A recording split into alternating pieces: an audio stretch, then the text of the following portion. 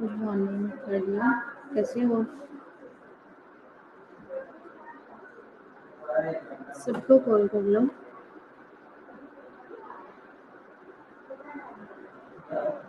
आवाज़ आ रही है? ये भी मुझे बता देना।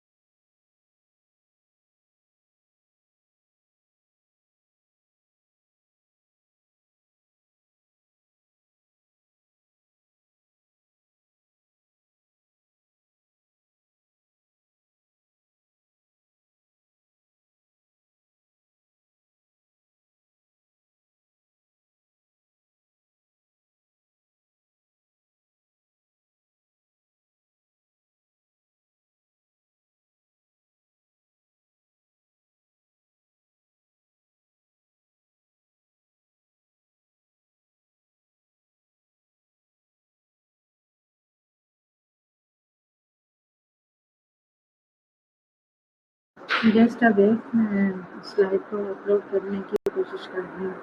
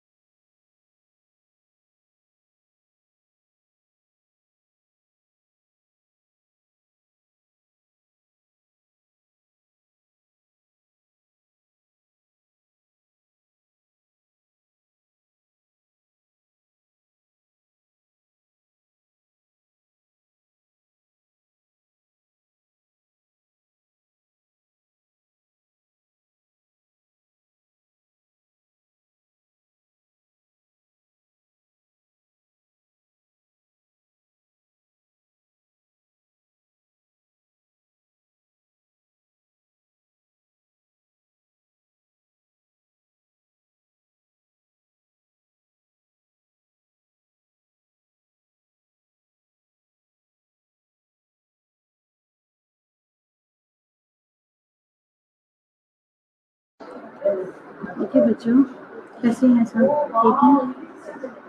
ठीक है। कल हम जो है वो रेस्पिरेटरी यूनिट को कल हमने स्टार्ट किया था, ठीक है। और रेस्पिरेटरी यूनिट में हमने पढ़ा था, अब आ रही होगी, माइक मैंने ऑन कर दिया है। आप बताओ रजा, आ रही है आवाज?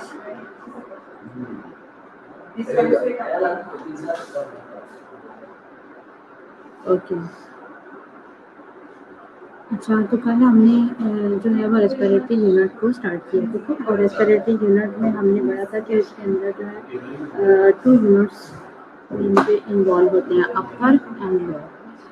और ये जो है नेजल कैविटी और ओरल कैविटी के दरमियान जो है वो कनेक्शन होता है, ठीक है, अपर एंड लोअर का।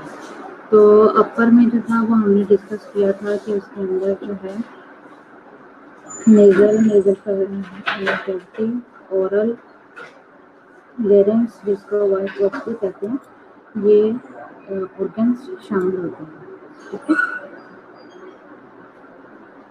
सर आप इसको रीड कर दीजिए।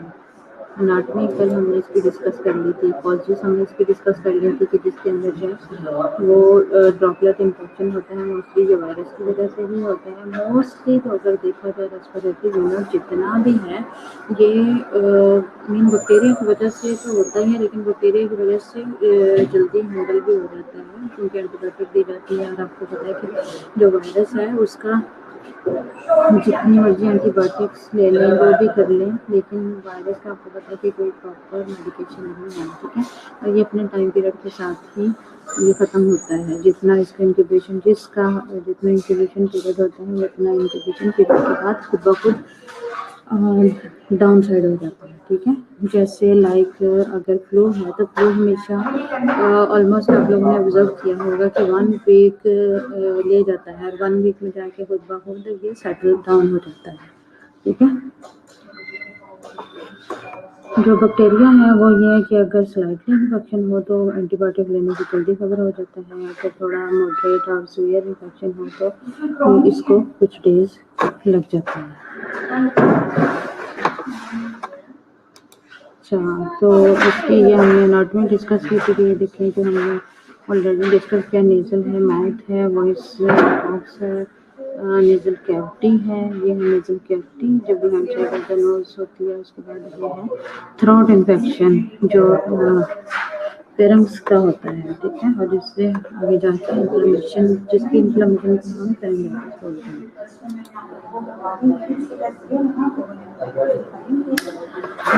अब हम डिस्कस करेंगे अपर रेस्पिरेटरी यूनिट को। अपर रेस्पिरेटरी यूनिट के अंदर हमने कल डिस्कस किया था कि इसकी अगर इन्फेक्शन होता है, इस टाइप का इन्फेक्शन होता है तो उसके अंदर कुछ डिजीजेस होती हैं जो कि मोस्टली जो है फेरिंजाइटिस है, टॉन्सिलाइटिस है और ओटाइटिस मीडिया है, जो बच्चों में ज़्यादा कॉमन होती है। फेरिंजाइटिस को हम डिस्कस करते हैं। Pharyngitis or sore throat is inflammation of the throat tissue and structure in child pharynx throat. आवाज तो प्रॉपर आ रही है ना आप लोगों को?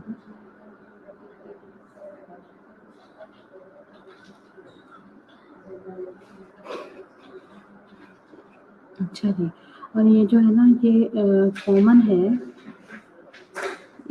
मीन के जो इन्फ्लामेशन है ना ये इतनी कॉमन नहीं है। मीन के 1 ईयर तक के जो बच्चे ले लें उसके अंदर इतनी ये नहीं है।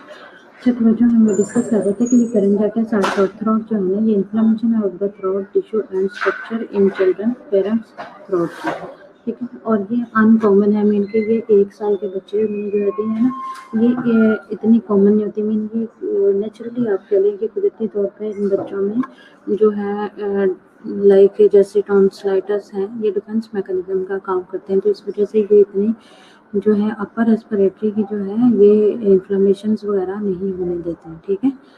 तो इसमें इंसिडेंस अगर ज़्यादा होता है तो ये after most of the time after 2 years के बाद जाके ये स्टार्ट होता है। ठीक है, समझ आ रही है ना आप लोगों को? अच्छा, अब हम इसकी कॉजेज़ को देखते हैं। कॉजेज़ क्या है? इसका कास्टिक एजेंट जो है, जो हम डिस्कस कर चुके हैं कि वायरस और बैक्टीरिया होता है और ये ग्रुप बीटा हेमोलाइटिक स्ट्रेप्टोकोकस होता है। ठीक है, virus are the most common cause है of acute pharyngitis in children. ठीक है, तो उसके बाद अगर रेस्पिरेटरी वायरस जो है ना वो सच है, इन्फ्लुएंजा वायरस है, पैरा इन्फ्लुएंजा वायरस है, रेनो वायरस है, कोरोना वायरस है। ये कोरोना वायरस का जो है वो कल हमने डिस्कस किया था कि कोरोना वायरस का हमारे लिए ये एक्चुअली वायरस पहले से ही मौजूद है, लेकिन जो है हमारे सामने ये अब आया। ठीक है, जैसे डेंगू जब ये स्टार्ट हुआ तो लोगों के लिए ये जो वर्ड्स था ना कि बहुत न्यू था उन लोगों के लिए जिन्होंने कभी इसको टच नहीं किया था, लेकिन जब स्टडी की गई तो ये डेंगू जो वर्ड था ना, डेंगू का जो इन्फ्लुएंस था, ये देखा गया कि ये 1872 के राउंड अबाउट भी ये जो वर्ड था ना ये यूज़ किया गया इनके इनफ्लूएंस मॉस्किटो वगैरह के लिए ना। तो तब लोगों ने जिन्होंने स्टडी किया उनको पता चला कि ये इस टाइम ऑफ पीरियड में ये डेंगू मौजूद था, लेकिन आप लोगों को ऐसा लगता है कि ये न्यू डिजीज़ आ रही हैं, हालांकि कुछ ऐसा है भी कि न्यू डिजीज़ आती हैं लेकिन पहले से मौजूद होती हैं जिनको इनके रिसर्च नहीं किया गया, ना उन्होंने इतना कभी लोगों को हार्म किया।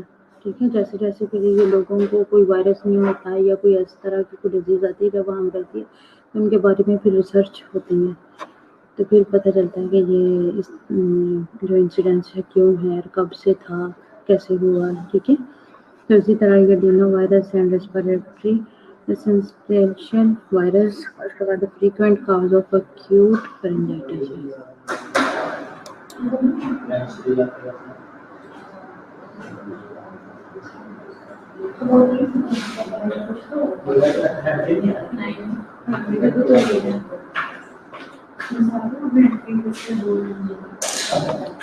आपने क्या कहा है? ठीक है, मेरे समझ में नहीं मुझे है कि ठीक लिखा है। अच्छा, ये देखें, ये नॉर्मल है और ये शॉर्ट थ्रोट के साथ देखें आप लोग, ये देखें ये वायरस की वजह से और ये रेडिश है। ठीक है, इन्फ्लेमेशन हुई हुई है और अगर बैक्टीरिया की वजह से है तो ये देखें, जहाँ भी बैक्टीरिया की वजह से होगा, अगर आपने उसमें जो है डिफरेंशिएट करना होगा ना वायरल का और बैक्टीरिया का, तो आप हमेशा देखिएगा कि उस पेशेंट की जो है ना टंग, आपको इससे भी पता चल जाएगा कि उसके ऊपर भी मीन वाइटिश कलर के ना थोड़े थोड़े वो जैसे उभारे से होते हैं ना उसकी last side of the tongue, तो इससे डिफरेंशिएट तभी हो जाता है कि ये वायरल है और डॉक्टर कैसे डिफरेंशिएट कर लेते हैं, इन चीज़ों से ही डिफरेंशिएशन होती है कि ये वायरल इन्फेक्शन है या बैक्टीरियल इन्फेक्शन है। ठीक है, ये वायरल है, इसमें भी आप देखिएगा, अगर इस पिक को आप अपने सेल में बड़ा करके देखना चाहें तो आप देख सकते हैं कि ये इसके अंदर ये देखें ये रेडिश जो है ना रेडिश कलर होता है इसके अंदर। इसके साइंस को हम देखते हैं कि अगर हम असेस करें सोर थ्रोट के पेशेंट को तो इसमें किस किस्म के जो है वो साइन सिम्टम के फीचर्स हमें दिखाई देते हैं। असेसमेंट इसके अंदर आता है यंगर चाइल्ड में, यंगर चाइल्ड में क्या होगा, फीवर होगा, एनोरेक्सिया होगा, जनरल मलेरिया होगा, ठीक है, और डिस्पेजिया होगा। डिस्पेजिया का आप लोगों को पता है ना क्या होता है? वो बताएगा मुझे डिस्पेचिया क्या होता है ताकि सबको पता चल जाए।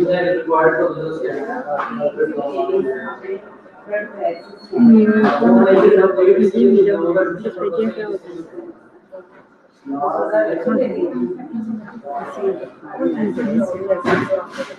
इंस्ट्रक्टर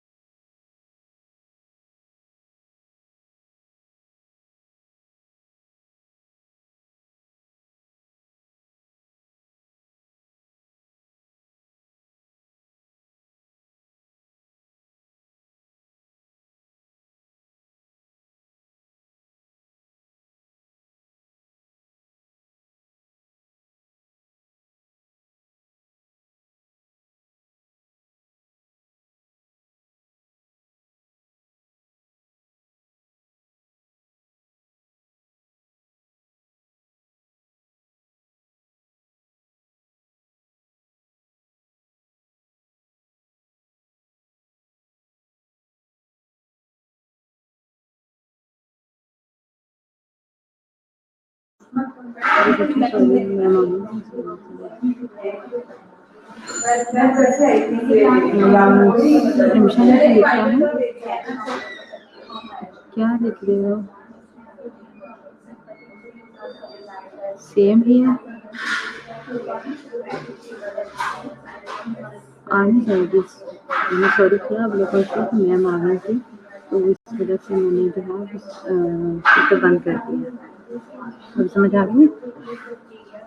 मैं जो है ना फ्लोर में इधर उधर नहीं आप लोगों को डिस्टर्ब करती, ना ही मुझे जो है वो अच्छा लगता है कि आप लोगों को डिस्टर्ब किया जाए, क्योंकि ऑनलाइन में आप लोगों को पता है कि पहले ही जो है ना वो प्रॉपर सिस्टम में इसे अच्छे तरीके से समझ नहीं आती, तो इस वजह से मैं डिस्टर्ब करने की कोशिश नहीं करती कि किसी की इंटरप्ट ना हो, रादर के कोई ज़रूरी काम ना है, क्योंकि मैं प्रिंसिपल काम कर रही थी तो इसलिए वो IT लाइन में। अब आ रही है कि नहीं आ रही?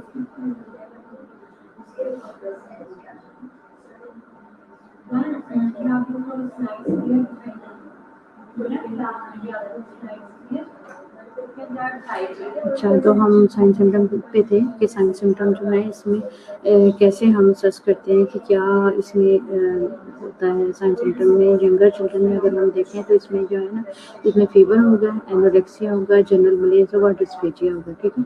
और डिस्फेजिया का मैंने आप लोगों से कहा था कि कोई बताए कि डिस्फेजिया क्या होता है, ठीक है।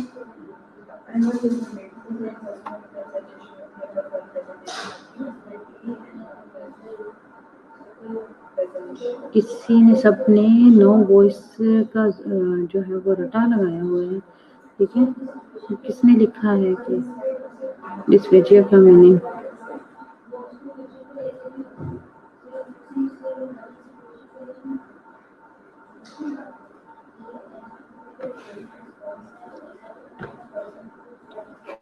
डिस्फेजिया का मतलब होता है डिफिकल्टी इन स्वॉलोइंग, ठीक है। और अगर हम ओल्डर चिल्ड्रन को देखें, मीन के अगर मोर देन 2 ईयर्स, क्योंकि 2 ईयर्स में हमने पढ़ा था ना कि जो इंसिडेंस है मोस्टली जो है आफ्टर 2 ईयर्स अपीयरेंस होती है इसकी। तो अगर हम 2 ईयर्स चाइल्ड को अगर उसमें देखें तो उसमें हाई ग्रेड फीवर होगा, एनोरेक्सिया होगा, एब्डोमिनल पेन होगी, वॉमिटिंग होगी एंड डिस्फेजिया होगा, और सोर स्वेलन होगा, ग्लैंड होगा, नेक जो उसके बाद जो है वो नेक एंड जॉ की जो स्वेलन वो ग्लैंड जो है ना ये स्वेलिंग हो जाती है, ठीक है।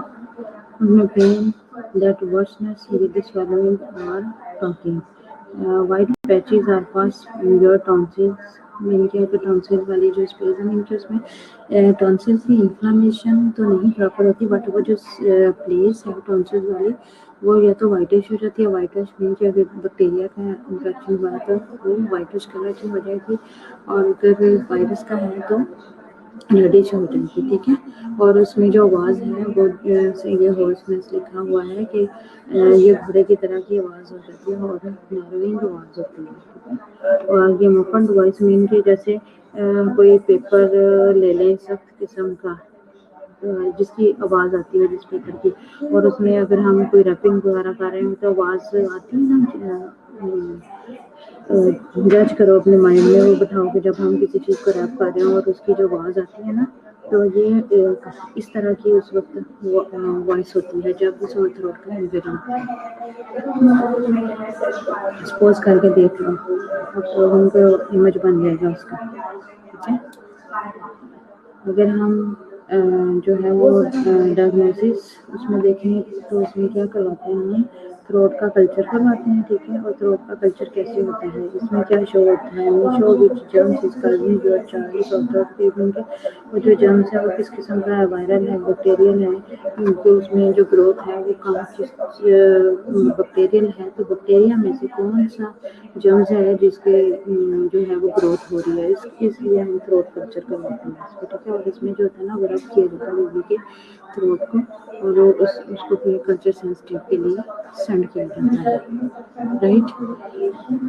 ब्लड टेस्ट में अगर हम देखें मेक यूज़, ब्लड टेस्ट हम इसलिए करवाते हैं कि बॉडी में कोई और दूसरा इन्फेक्शन देखने के लिए मीन जैसे आप लोगों ने देखा होगा कि ESR अक्सर रेज आ जाता है, ठीक है। तो ESR जब उसमें रेज आता है तो कोई ना कोई इन्फेक्शन की वजह नज़र आती है कि अगर ESR रेज क्यों आया। वैसे तो अगर सिंपल फ्लू भी हो तो भी ESR जो है वो रेज आ जाती है। ESR को पता है आप लोगों को?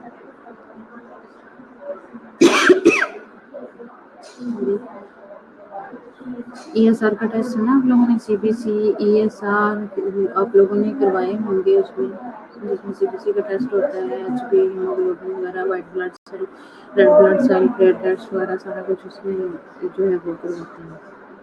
तो उसी में ESR भी होता है, इसमें इन्फेक्शन का पता चलता है कि कितना है बॉडी में चल रहा है।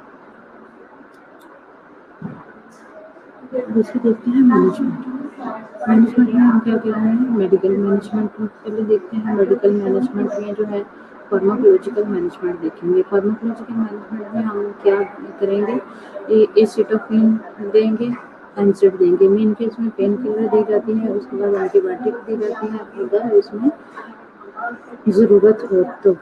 फिर उसके बाद जो है अगर बैक्टीरियल है तो एंटीबायोटिक से वो कवर हो जाएगा, ठीक है।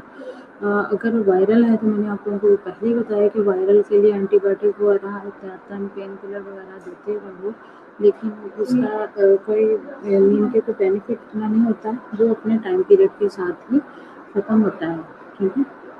तो अगर वायरल हो तो नॉन फार्माकोलॉजिकल जो ट्रीटमेंट है ना वो सबसे ज़्यादा बेस्ट है, ठीक है। तो उसमें क्या होगा, help the child to rest. ये जो हेल्प आया है ना, इसमें जो ये हेल्प द चाइल्ड है, ठीक है, क्योंकि आई थिंक मिसप्लेस हो गया। तो help the child rest as much as possible, don't smoke around the child. मैंने आपको बताया कि ये जो नॉन फार्माकोलॉजिकल ट्रीटमेंट है ना, ये वायरल में बहुत बेनिफिट है। If the child throat is very sore, he may not feel like eating, drinking very much, introduce soft food or bone soup. This food may feel good going down the child throat. While it is very sore, give the child 4 to 6 glasses of liquid like water and fruit juice each day. Run a cool, moist humidifier in the child room. इनके अगर आप उसको steam दें, बच्चे को कैसे steam देनी है, बच्चे को स्टीम दे दें कि जिस रूम में बच्चा जो है ना, उसको ज़रूरी नहीं कि आप केटल से दें, बच्चे का मुंह उसके ऊपर करें। कि आप लोगों के लिए एक मीन के जैसे कि एक गाइडलाइन भी है कि बच्चों को कैसे हम दे सकते हैं। उसमें जो है ना कि अगर केटल आपने रखी है ना, तो रूम के अंदर केटल को ओपन कर दें, उसका ढक्कन ओपन करते हैं और उसका स्विच बेशक ऑन करते हैं। आपने देखा होगा भी, तजर्बा किया हो कि केटल को अगर ओपन कर दें ना और स्विच लगा हुआ है तो उसमें पानी उबलना शुरू हो जाता है और उसकी भाप जो है वो निकलना शुरू हो जाती है, मोर देन कि अगर उसका ढक्कन बंद होगा, ठीक है। तो वही जो वो स्टीम निकल रही होगी ना, तो बच्चे के लिए वही इनफ होगी। तो छोटे बच्चे को हम ऐसी जो है वो स्टीम दे सकते हैं। ज़रूरी नहीं है कि बच्चे का मुंह आपने उसके ऊपर ही करना और उसको जला देना है, ठीक है। और अक्सर बात लोग ऐसा ही करते हैं, बच्चे के फेस को जला देते हैं, बच्चों को बंद कर देते हैं, क्योंकि हमारे पास बंद केसेस जो अक्सर आते हैं और मोस्ट ऑफ द टाइम ऐसे ही होते हैं। ज़रूरी नहीं है कि उसके ऊपर चाहे गिर गई, उसके ऊपर दूध गिर गया, पानी गिर गया बच्चे के ऊपर, ज़रूरी नहीं कि वो इस तरह होता है। वो ऐसे बंद के साथ पेशेंट भी आते हैं जिनको माँ ने स्टीम देते हुए बंद कर दिया।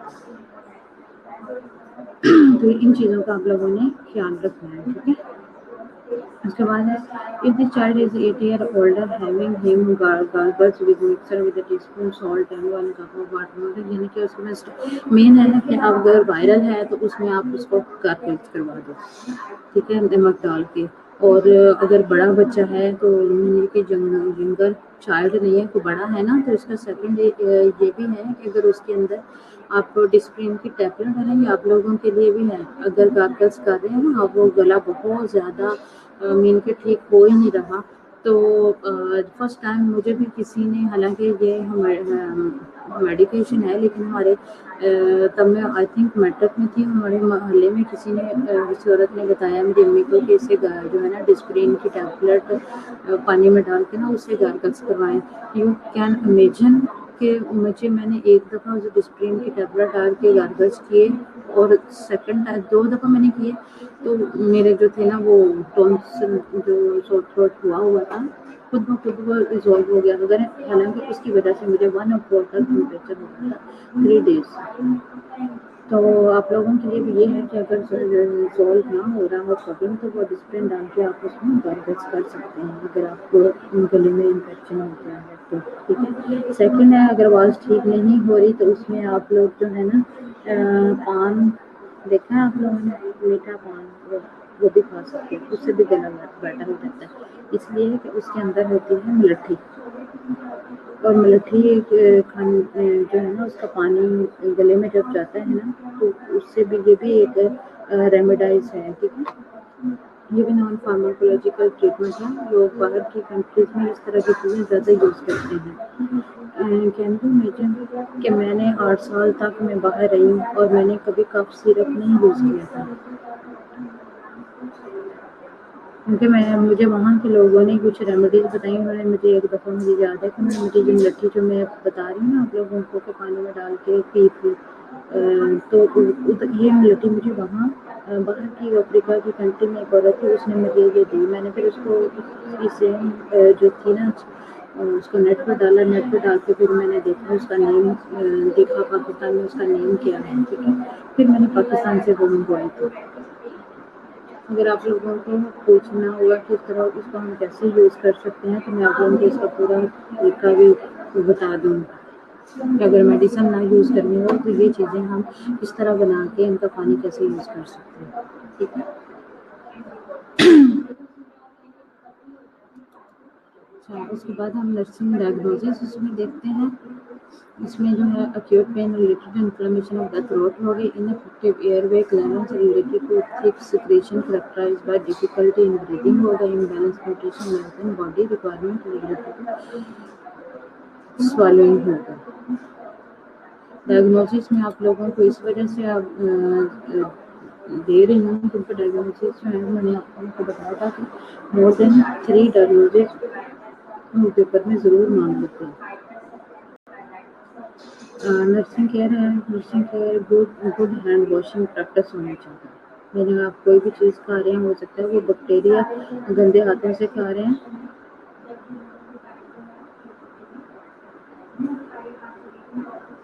ये मीरब ने क्या लिखा है, मैम मुलट्ठी को हनी के साथ मिक्स करके भी लोग लेते हैं। जी जी, उसके साथ उसका वो बना के ना पाउडर बना के उसके साथ भी मिक्स करके शहद के साथ भी लेते हैं, लेकिन अगर पानी में यूज़ करें तो ज़्यादा अच्छी बात है। जैसे कहते हैं गले में टकोर हो जाती है गर्म पानी के साथ, तो इसके इसका इस तरह होती है ना, तो वो ऑटोमेटिकली स्मूथ होना शुरू हो जाता है गला। अच्छा, नर्सिंग केयर में मैंने बताया कि जो है ना हैंड अगर आप जो है वो अच्छी तरह से वॉश करके हमेशा खाओ पियो। एक तो ये तो उसमें टाइफाइड भी नहीं होने के चांसेस होते हैं, डायरिया होने के चांसेस नहीं होते। मेन और दूसरा ये जो गले के इन्फेक्शन वगैरह होते हैं इससे भी हम लोग जो है वो बचते हैं। इसके बाद आगे प्रोवाइड कंफर्टेबल इन्वायरमेंट होना चाहिए बच्चों के लिए। असिस्ट इन सलाइन की guidance to smooth the throat होना चाहिए। Assist in steam inhalation to children. Provide cool balance liquid. Provide energetics. Provide antibiotic as order. अगर जहाँ पे एंटीबायोटिक मेडिकेशन का जिक्र होगा वो आप लोगों ने उसके साथ एज ऑर्डर जरूर लिखना है। Teach home care of parents and care givers. Good hydration practices should be reinforced the children and caregivers। ठीक है। सेकंड हमारा टॉपिक जो है वो स्टार्ट हो रहा है टॉन्सिलाइटिस। तो ऐसा करते हैं जल्दी से जो लोग प्रेजेंट है पहले मैं उनकी रोल कर लेती हूँ, फिर हम सेकंड टॉपिक स्टार्ट करेंगे क्योंकि एंड के टाइम में इतना टाइम नहीं बचता है। सेकंड पर्सन जो है वो लेक्चर के लिए रेडी होता है, तो इसलिए मैं आप लोगों का देख लूँ। वैसे भी कौन था, इसके बाद मैंने रोल कॉल नहीं लगाया, कोई भी प्रेजेंट हुआ कोई ना प्रेजेंट हुआ, मैंने जस्ट जो भी प्रेजेंट है सिर्फ उन्हीं की रोल कॉल लगानी है।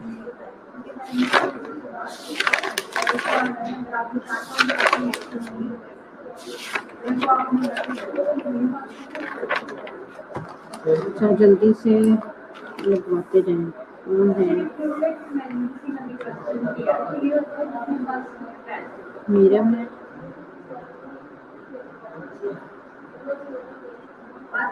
मीरा कल कहाँ थी? मेरे कल प्रेजेंट नहीं थी।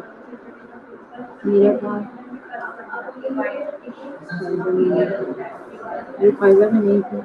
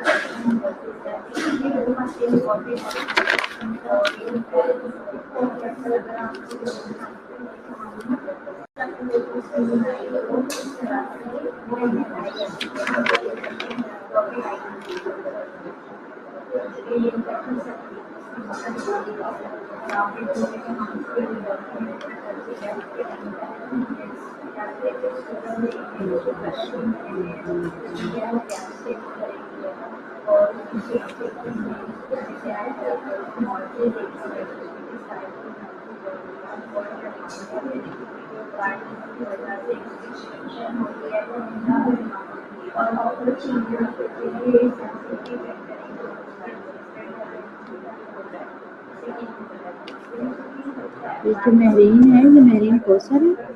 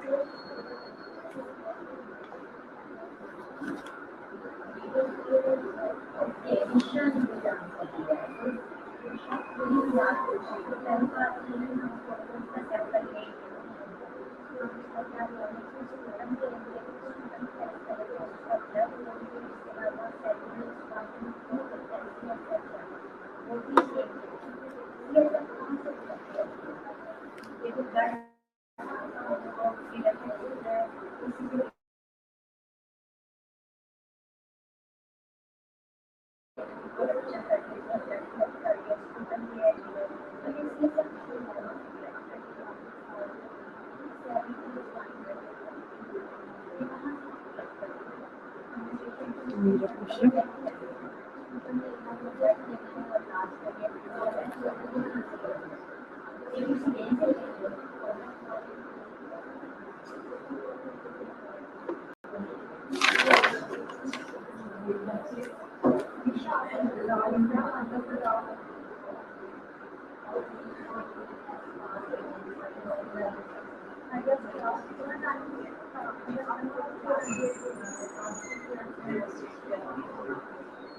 जी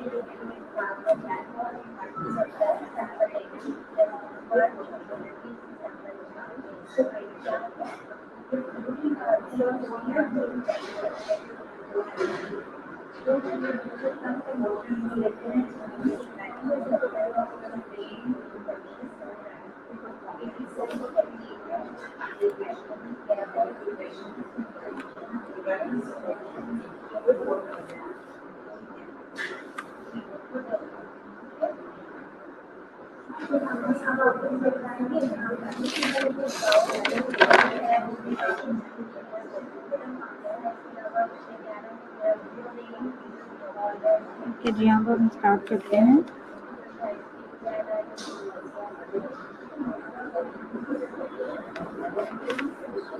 tonsillitis.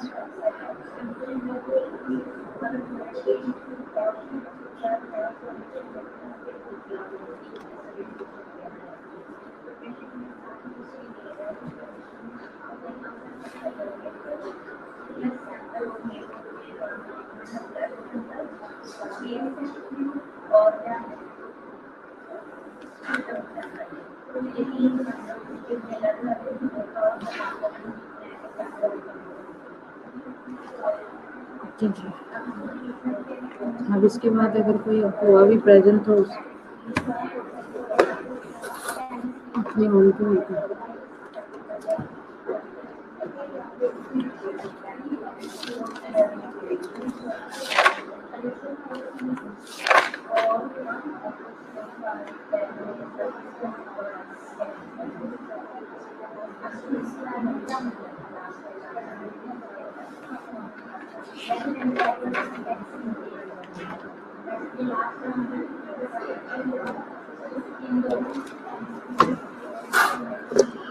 हम टॉन्सिलाइटिस के बारे में डिस्कस करते हैं। What is tonsillitis? आ जाओ आप वापस आए। ओके, टॉन्सिलाइटिस होता क्या है?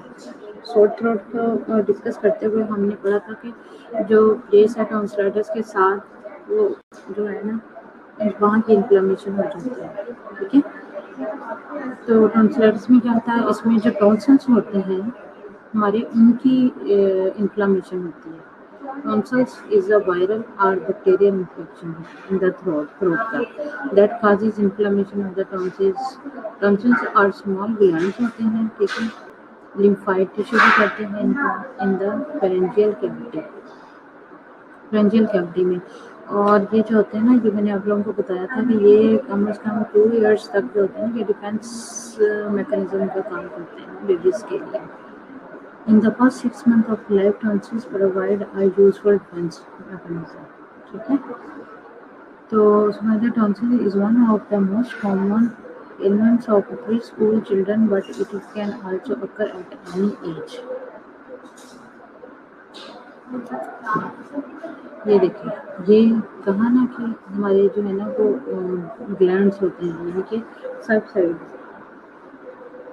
और इसमें आप ये देख सकते हैं कि ये इन्फ्लामेशन हुई, ये वाइटिश कलर, ये सारा इन साइड दी थ्रोट का ये दिखाई दिया है ना आप लोगों को। ये देखिए,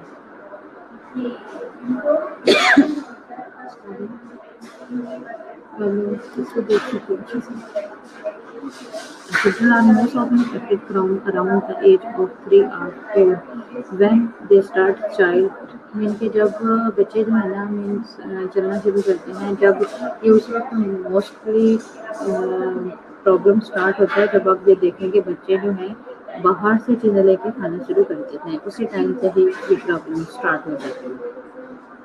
मेनली आपको क्या उसमें मैं बताऊंगी किस एज में शुरू होता है। जैसे ही बच्चे चलना शुरू करते हैं, बाहर से पेरेंट्स उनको चीज़ें लेके देना शुरू करते हैं, इनकी जैसे स्पेशली सलांटियाँ हो गई, तो इस तरह की वो चूरन वाली चीज़ें होती हैं, वो जैसे ही बच्चे वो खाना शुरू करते हैं।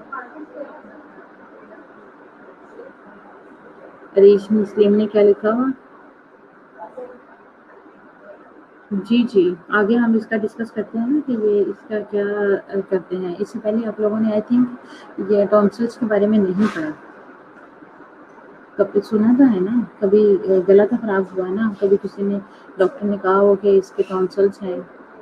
कभी आप लोगों में से किसी का हॉस्पिटल में किसी बहन भाई का ऑपरेट हुआ हो, कोई ऐसा है बच्चा?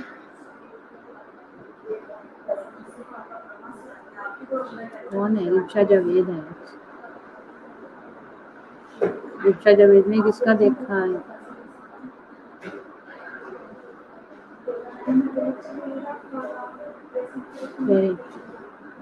काजी ऑफ टॉन्सिलाइटिस, इसमें जो है मोस्टली हमने पहले भी जिक्र किया कि tonsils is caused by a variety of contagious viral and bacterial infection. जैसे मैंने कहा कि वो हैंड वॉश नहीं करते तो उससे भी इन्फेक्शन होने के चांसेस ज़्यादा होते हैं। It is spread by close contact with other individual and occur more during winter periods. The most common bacteria winter में, सर्दियों में आप लोगों ने देखा होगा गर्मियों के नस्बत कि जो है वो गले ज़्यादा ख़राब होते हैं, क्योंकि वो थोड़ी सी ठंडी चीज़ खा ली तो गला ख़राब, थोड़ी सी खट्टी चीज़ खा ली तो गला ख़राब। ठीक है,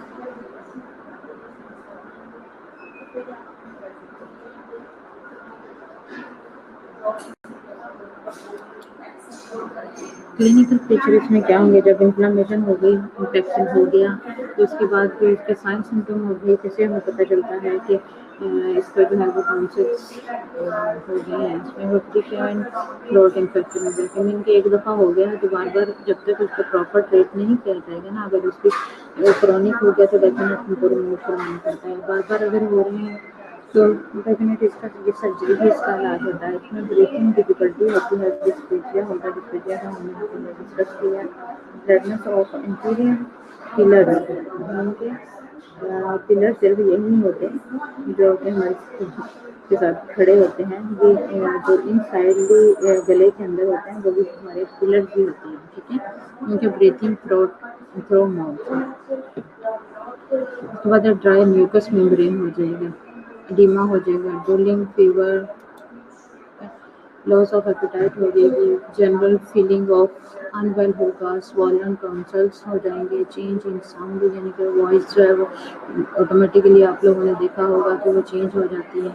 उसके बाद change in sound, nausea vomiting होगी, एब्डोमिनल पेन होगी, फरी टंग होगी। अब आप लोगों को उनको इसका नहीं पता होगा कि फरी टंग क्या होते हैं, इस वजह से मैंने जो है ये देखें स्पेशल ये ज़ुबान की पिक लगाई, ताकि आप लोगों को मज़ीद आप लोग जो है इसकी जो है वो पिक्स नेट पे आप देख सकते हो। इस वजह से मैंने ये लगाई ताकि आप लोगों को अंदाज़ा ये सिर्फ ये नहीं है, इसके ज़ुबान के ऊपर ना ये जो आप जो देख रहे हैं ना, ये क्या है, ये ब्लैकिश कलर के ना छोटे छोटे छोटे छोटे जैसे बाल होते हैं ना, हेयर्स होते हैं, ये इस तरह होते हैं ज़ुबान के ऊपर।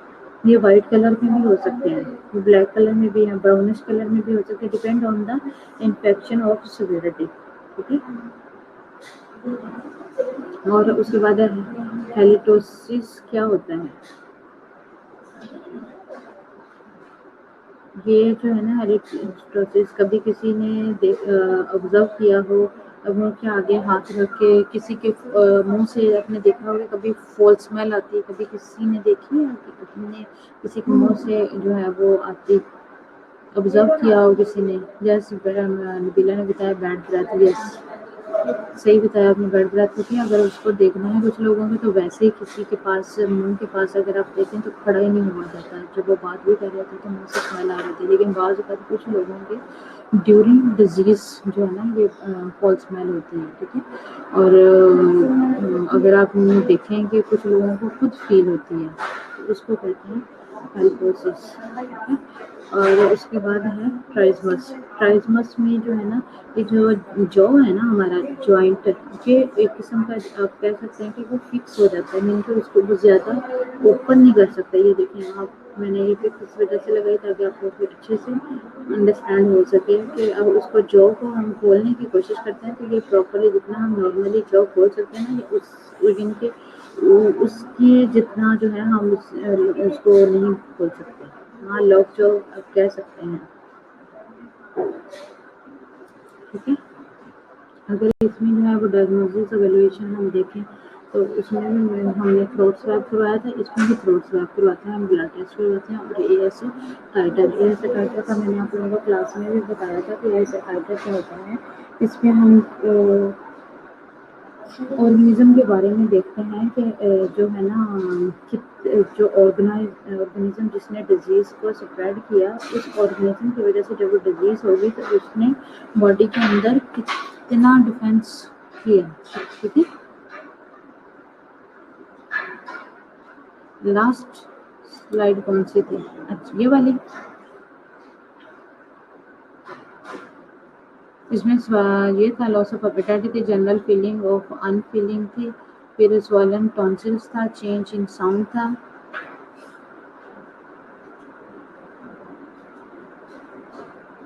एमन लास्ट स्लाइड तो यही थी। इसमें क्या, ये 3 चीज़ें थी इसमें ज़्यादा डिफ़िकल्ट जो मैंने आपको ब्रीफ कर दी। फरी टांग है तो ये है फरी टांग, ठीक है। इसमें ब्लैकिश मैंने आपको बताया कि इसमें जो है ना ब्लैकिश हेयर्स होते हैं, छोटे छोटे उभार जैसे आप कह सकते हैं, ब्लैक कलर में हो जाते हैं, ब्राउन कलर में भी होते हैं, और वाइट कलर में भी हो जाते हैं, ठीक है। तो वो क्यों होते हैं? Depend on the severity of the disease. मैंने कहा कि अगर उसमें इन्फेक्शन या इन्फ्लेमेशन जो है वो जितनी सीवियर और क्रॉनिक होती जाएगी, उसमें अकॉर्डिंग टू जो डॉक्टर्स हैं वो आपकी टंग देख के भी क्यों डायग्नोज कर लेते हैं कि उसकी सिवियरिटी ऑफ द डिजीज की कौन सी डिजीज है उसका पता चल जाता है, राइट। और हेलिस्टिसिस जो था वो मैंने बताया था, ये फॉल स्मेल होती है, बैड ब्रेथ होती है। मीन अगर आपको कोई डिजीज़ भी होगी या आपका स्टमक भी ठीक नहीं है तो उस वक्त भी आप अपने अगर आपने फील करना है तो अपने मुंह के ऊपर हाथ रखो और अपनी ईयर को बाहर निकालो हाथ के ऊपर, और उसका हाथ को फिर आप स्मेल कर सकते हो, तो आपको पता चल जाएगा कि मेरी ब्रेथ जो है, मेरी स्मेल जो है वो इन साइड से कैसी आ रही है। ट्राइजमस था, उसमें ये था कि लॉक जॉ आप कह सकते हैं कि नॉर्मली जितना हमारा जॉ ओपन होना चाहिए इसमें उतना जो है वो प्रॉपरली नहीं होता, ठीक है। मीन के फिक्स हो जाता है ये। उसमें जब हम मेनिंजाइटिस पढ़ रहे थे ना, मेनिंजाइटिस में भी आप लोगों को मैंने बताना था, जब हमारा डिस्कस नहीं हो सका तो उसमें भी लॉक जो होता है उसमें भी नॉर्मली जितना खुलना चाहिए नहीं खुलता। इवन टेटनस में भी जो है वो लॉक जो होता है,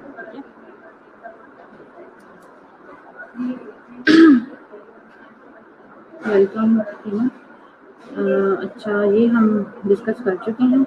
इन सर्वाइवल का मैंने आपको बताया कि ये मेजर किया जाता है कि बॉडी के अंदर कितना डिफेंस उस ऑर्गेनिज्म ने पैदा किया है, ठीक है। अब इसकी आगे मैनेजमेंट। मैनेजमेंट में हम देखेंगे मेडिकल मैनेजमेंट। मेडिकल मैनेजमेंट में क्या करेंगे हम, इसमें इनकरेज करेंगे सबसे ज़्यादा उसको बेड रेस्ट के लिए, क्योंकि वायरल इन्फेक्शन में और रेस्पिरेटरी सिस्टम में उतना पर्सन जो है, उतना पेशेंट जो है वो मेडिकेशन के साथ मीन के स्टेबल नहीं होता जितना कि पेशेंट जो है वो रेस्ट से स्टेबल होता है। इसलिए हम उस पेशेंट को ज़्यादा इंकरेज करते हैं कि वो रेस्ट करे, मेडिसिन खाने के बाद वो रेस्ट करे। मीन को रेस्ट के दौरान जब रेस्ट करेगा या स्लीप करेगा तो ज़्यादा से ज़्यादा खाए पिएगा नहीं, कोई चीज़ों को हाथ वगैरह गंदे मुंह में इधर उधर नहीं लगाएगा, तो उससे जल्दी जो है उसके चांसेस होते हैं कवर होने के, ठीक है। इंट्रोड्यूस करना है उसका soft liquid diet according to the child preference, यानी कि बच्चा जो है वो जिस चीज़ को प्रेफर कर रहा है कि जिसके चीज़ को उसका खाने का दिल कर रहा है, तो बच्चों को अभी जो पता है वैसे भी नॉर्मली खिलाना पिलाना बहुत मुश्किल है, ज़बरदस्ती उनको हर चीज़ खिलानी पड़ती है, तो फिर टॉन्सिल्स हो जाए या थ्रोट हो जाए, ऐसा हो जाए तो बच्चों को खिलाना कितना मुश्किल हो जाता है, ठीक है। Provide cool mist atmosphere with warm saline gargles and useful और प्रमोट कंफर्ट करते हैं। If antibiotic are prescribe counsel the child parents, mean के आपने जो है उसके पेरेंट्स को काउंसिल करना उसके बारे में कि अगर ज़रूरत है तो, द कंप्लीटिंग ट्रीटमेंट पीरियड। ठीक है, बात आ गया सर्जिकल ट्रीटमेंट। जो आप लोग पूछ रहे थे कि इसको उनको तो रिमूव करना पड़ता, फॉर डेफिनेट जब मेडिकली वो ट्रीट नहीं होता और बार बार उसके एपिसोड आ रहे हैं, बार बार हो गया है, तो फिर हमें उसको जो है ना मजबूरन उसको रिमूव करना पड़ जाता है। अब लोगों को पता है, कभी आप लोगों ने सुना है कि इसके टॉन्सिल अगर जल्दी कर दिए हैं ना तो उसके दोबारा से भी चांसेस हो जाते हैं। अगर जल्दी अर्ली एज में रिमूव करवा दिए थे बच्चों के तो दोबारा भी उसके होने के चांसेस होते हैं। सेकेंडली एक और बात जो है ना, इसके टॉन्सिल्स जिनके चाइल्डहुड से ही क्रॉनिकली ज़्यादा हो गए हों, क्रॉनिक हो गए हों, तो इसके जो है हाइट के ऊपर भी इफ़ेक्ट्स होते हैं इसके।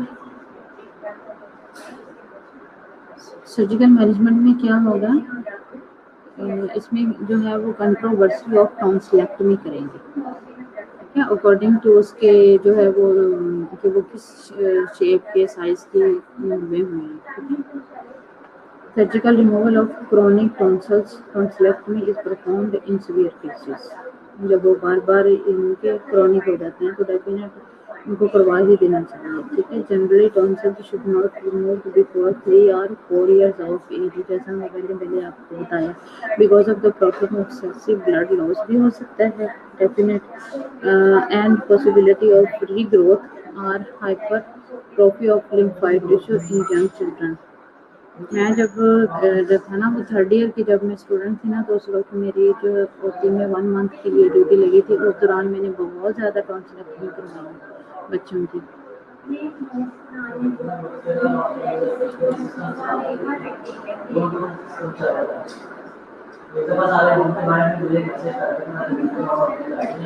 नर्सिंग डायग्नोसिस इनफेक्टिव एयरवे होगा, क्लियरेंस एक्यूट पेन होगी, risk for deficient fluid volume होगा।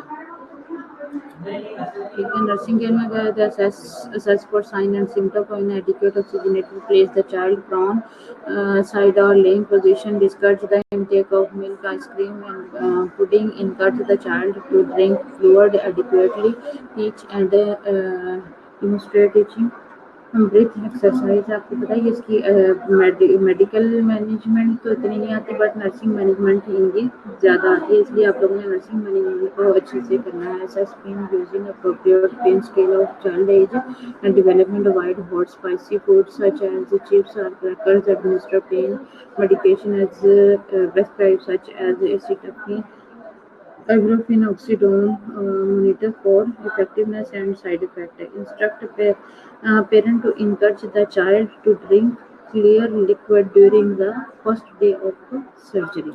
ठीक है, तो नेक्स्ट हमारा टॉपिक जो टाइटस मीडिया है ये हम कल स्टार्ट करेंगे। आज हम यहीं पे ख़त्म करते हैं।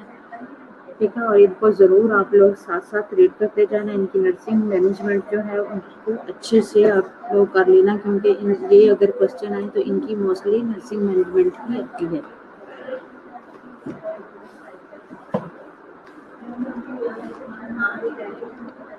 अभी हम इसको यही स्टॉप करते हैं, कल हम यहीं से स्टार्ट करेंगे।